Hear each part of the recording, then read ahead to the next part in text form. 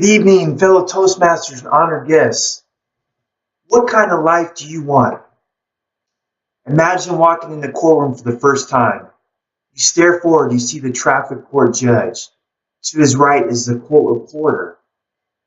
To your left, sitting in benches, angry people who have received tickets. And to your right are police officers. You look at them, and you can see they're sitting over there nonchalantly, like this is no big deal.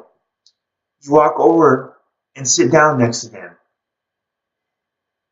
They don't even acknowledge you. They realize you're a rookie police officer. One by one, the court reporter calls them up. You're reviewing your notes. You keep reviewing and reviewing. You realize you've been reviewing your notes for hours, but you're unable to concentrate. You're so nervous. Why? It's at this point the court reporter calls you up. Officer Johansson, next. You walk up to the podium. You take a deep breath. You begin your narrative regarding what violation you witnessed. During your narrative, you feel your heart racing. Your body is shaking. You're sweating profusely. Your voice quivers. At one point, you begin to faint. James, get a grip. James, get a grip. You finally get a grip. You finish off. The judge makes a quick ruling, dismissed. You walk out of there defeated. You vowed never to give another ticket again. That way you don't have to go to traffic court. How many of you experienced something like this? This happened to me. I would avoid public speaking at all costs. I didn't understand the mechanism why I feared public speaking. So for the last 2 years, I decided to try to figure it out. I learned that 3 out of 4 people fear public speaking. The fear of public speaking is hardwired into us to become concerned about what people think.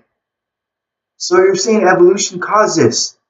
Well, yes, a good portion of the way we respond to fear is a result of evolution.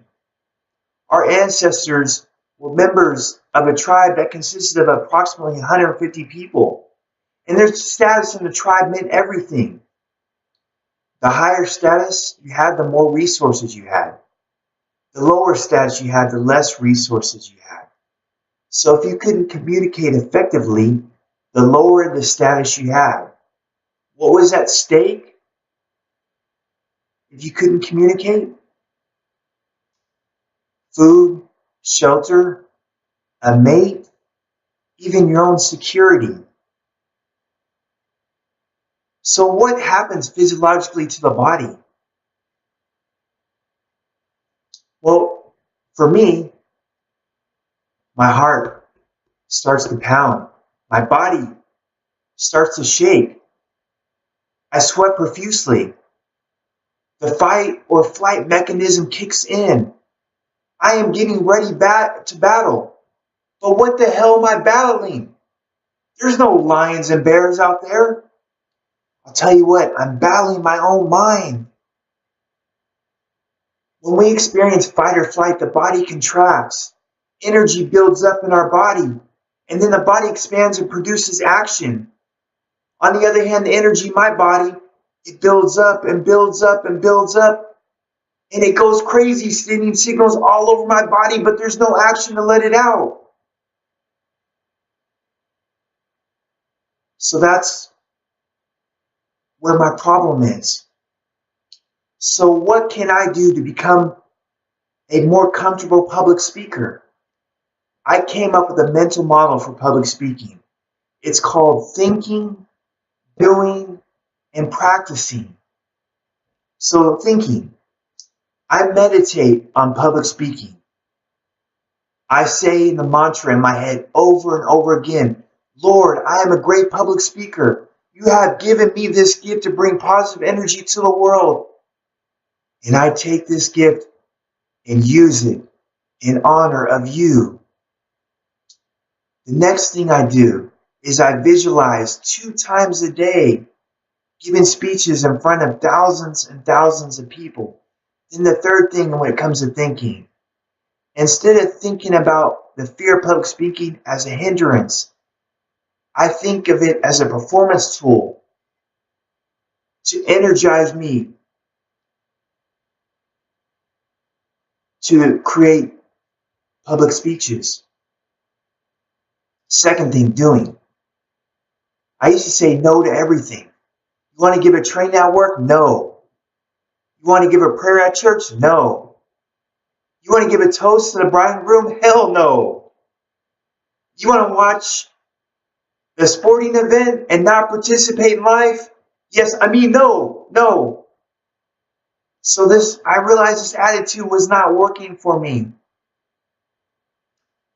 So I started saying yes to things out of my comfort zone. Toastmasters, yes. Table topics, yes. Conversation with strangers, yes. Going to personal growth workshops, yes. Yes to everything that stretched me. Finally, practicing. I read somewhere the former NBA basketball player Kobe Bryant practiced from 12 to 37 years old, at least 2 hours a day. That equates to over 18,250 hours over that span. Incredible.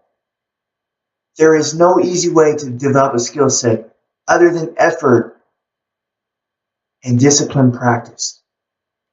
So I practiced at work. I practiced at home.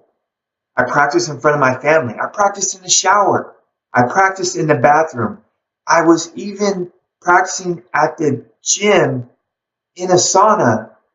When a man was going to use a sauna, he walked over and saw me talking to myself and decided today was not a good day to use the sauna. Fear crept in for him. So, if you want to learn, grow, and succeed in life, you must develop the skill set of public speaking. There isn't a door that won't open if you develop this skill.